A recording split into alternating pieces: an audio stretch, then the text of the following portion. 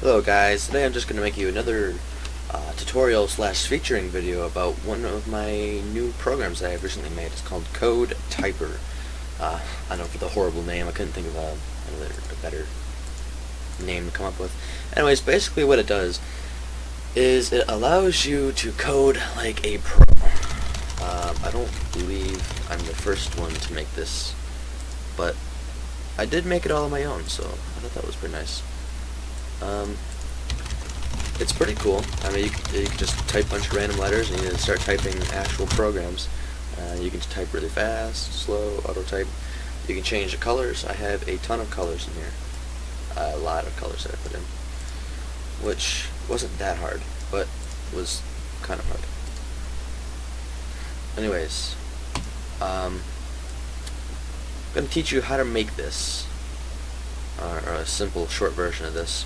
I'm not going to code it all, because coding it all would take a year to record, but I will show you how to make this, the gist of it, and how to do something similar to this. As you can see, there's a lot of code here. I have all hand coded myself, but it's a lot of repetitive code, so it's not too hard. First of all, let's start with the indicator on the bottom left here. There's idle, typing, idle. I'll show you the words that you typed. Okay, for that would be, we have to make a stopwatch here for that, which is the time, which keeps our time. So public stopwatch time equals a new stopwatch. Just put that down there. Also make a public bool type. Make sure that equals false up here. And now word static. Okay, this would be a static int. This basically is a function to get our words.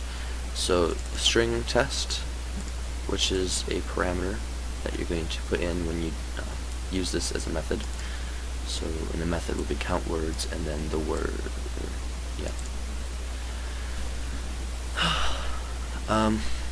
I'll put this in the description here, so I don't really feel like explaining it. And text change. Where's the text change? Here it is.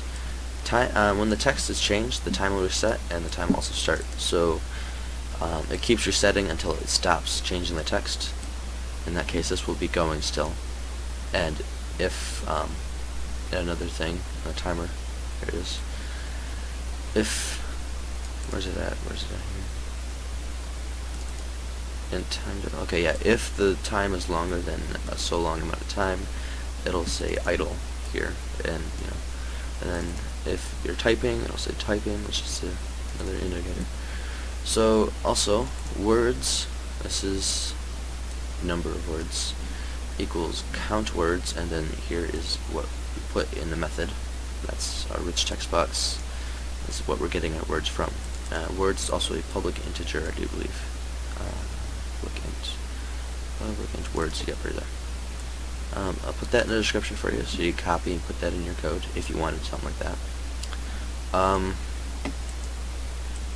Color error. This is for my colors. If the back color is changed and it cannot be changed that way, it'll catch it as an error so the program doesn't crash on you, which would not be good if the program crashed on you. I'm just gonna go through this code real quick, guys. So, key press. Key press is what happens when you press a key. So if you're to press a key, you want it to say, go on with the next thing. If there's a ton of if statements here, so whatever the code you're typing is, if the code is C#, and if the random, or the order is random, then we want to get the code from a text file that I have in here. I'll show you. Right there, C# code. That is the text file that I placed all this in here. If it's not random, then we want to use the same thing. However, it just goes in the correct order. E.handled equals true. This is very important. If this is not true, like I put in the comments up here, you're going to have a lot of dinging noises every time you press a key. That's because what you're doing is an error for the rich text box because you're not allowed to type in here since it's read-only. That would make an error because it's not handled. So E, which would be this right here, and handled, which equal true. We can go through this. It's basically the same code, just for different coding languages, as you can see. Computer linguistics. This was actually interesting. I actually got this from the actual executable.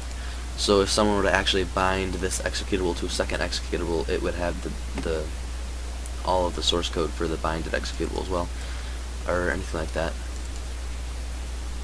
Here's linguistics. Tool strip button. Just extra little extras there. Don't really need explaining. That's basically it. You can probably code one from that. I'll actually put the source code, the entire source code, in the description, or not description, but in a file somewhere. And put a link to it in the description so you guys can look at it and stuff. It's actually not complete yet either. I have a thing that I've been working on so you can make your own code here. Stuff like that. But what it is what it is, and I will put a source code link in here. And thanks for watching, guys. Comment, subscribe, and like the video, please.